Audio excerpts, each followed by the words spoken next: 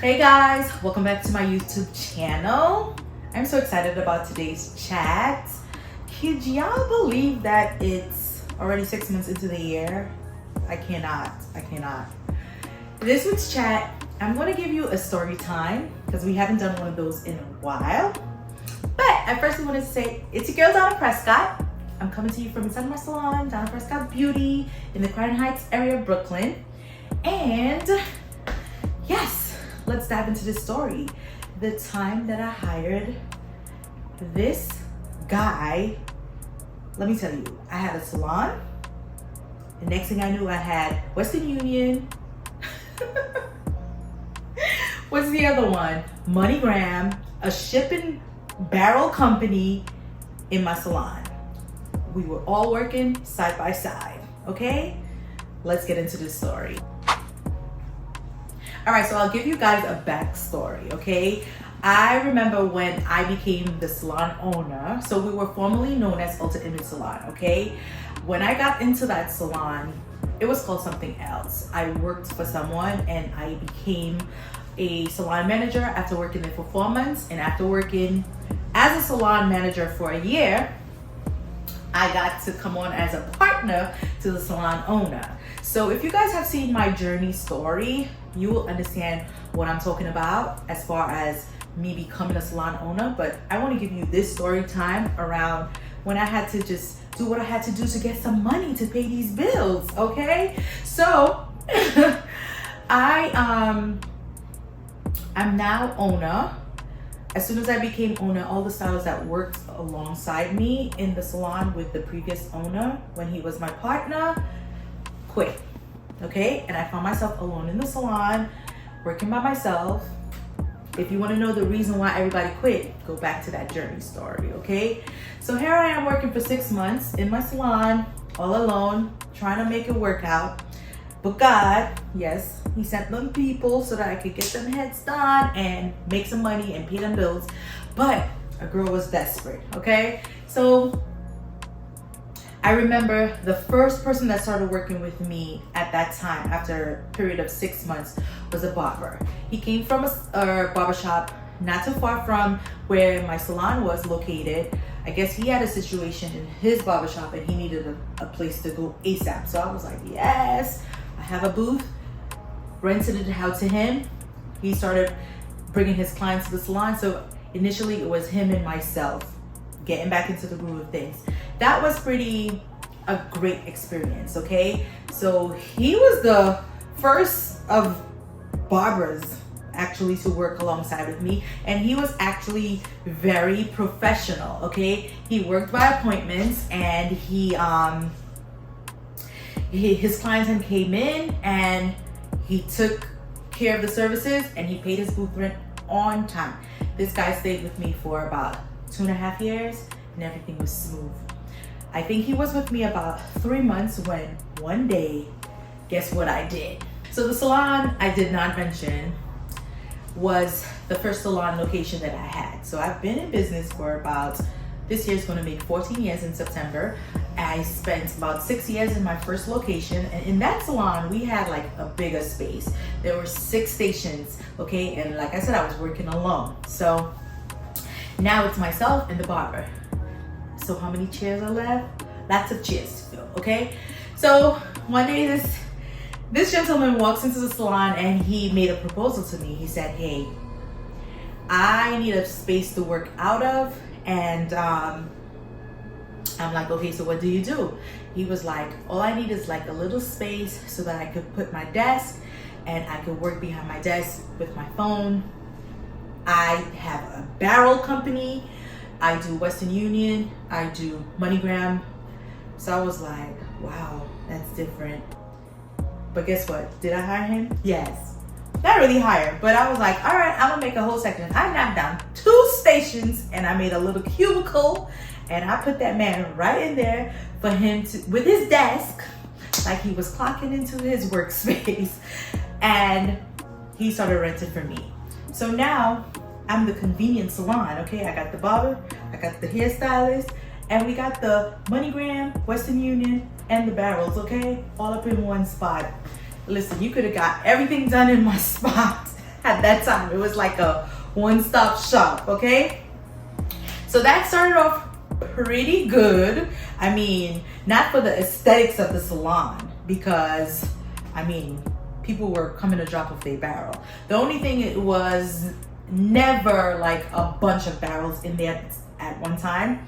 People would drop it off and he would have it in the front of the salon, and then it would get picked up the same day and leave. So it was just his body behind his desk sitting in the salon. The three of us, listen, we got along really well. I was getting my money on time. I was starting to see some extra income because I was like, Lord, I need to fill these booths and get some money in here. So that started flowing out really, really nice. This gentleman was so helpful to me, okay? I'm telling you guys about how we started off, but things did take a turn, okay? So he would come in way before everybody because he started work like maybe 8 a.m. He would open up, he would help me with cleaning, setting up. I remember one time, like, I had this accident in my bathroom where the pipes popped, and he fixed it. He mopped up, he cleaned, he did everything. He was just very friendly and helpful. And he paid his rent. So that was the best part. So we were just like the three Scrooges, however you say that. How do you say that? Girl, I don't remember, but yeah. Or the three musketeers in the salon. And listen, we were going fine. How long did it go good? I think with this guy, it flowed really well for maybe almost 2 years. And then one day, randomly, he just didn't show up to work. So the first week he didn't show up, you know, I was reaching out like, are you okay? No response. The second week, the third week, the fourth week. I'm worried now because I'm like, what is going on? And by then, he had already owed me 2 weeks rent, right? Initially. So now it's 4 weeks later. And all his stuff and his belongings are still in the salon. And I'm like freaking out because I'm like, what is happening here? You guys would not believe what happened. One day randomly I'm in the salon and a man walks in and he's like, hey, where's that guy? Let's call him Peter, okay? He's like, I'm here for Peter. And I'm like, well, Peter's not here. So he's like, when will Peter be back? And I'm like, I don't know. Peter hasn't showed up for a couple of weeks, so I don't know what to tell you. I could take your number and your name and pass the message on, although he hasn't been in contact with me. I said, do you have Peter's number? He's like, yes, I do have Peter's number. But Peter's not responding to him. So now I'm like, ooh, what's going on? So this guy gets a little agitated and he's like, oh my God, Peter owes me money. Peter, you know, was supposed to ship 2 barrels for me and my barrels never got shipped. So I need to see Peter, and oh, this is where Peter sits. And then proceeds to walk to Peter's cubicle to steal his computer because he's like, I'm going with something because I need compensation. And I'm like, sir, you cannot do this. You cannot do this. I'm like, I'm the salon owner and you're going to have to figure out how to get in contact with him, but you cannot take anything out of the salon because I'm going to be responsible. So I had like a little issue there with trying to get this man to calm down, but he did, and then he left. That was not the first person who came in, okay? A few more people came in, men, women, same complaints. Now I'm like, what the heck is really going on? Peter never showed up for work again. So maybe after 1-2 months of me trying to contact Peter, I sent him emails, I called, text messages, left voice messages, nothing. Peter randomly messages me and says, hey, can we meet? So I'm like, okay, but why? That's the only thing in this text, like, can we meet? Okay, so we make this date and then we decide to meet away from the salon. I don't know why, but Peter wanted to meet away from the salon, okay? We meet at this McDonald's. We sit down, we have a conversation. I'm like, what's going on? And I'm explaining to him, like, people are coming in looking for him, and, I can't deal with that type of drama. Like, what's going on? And also, you owe me this much money. Like, when am I going to get this from you? So he's like, well, I've been having a lot of issues, and I'm working on giving you the money, but I was wondering if I could get my stuff from out of the store. How do you say that? Peter, are you dumb? I mean, come on.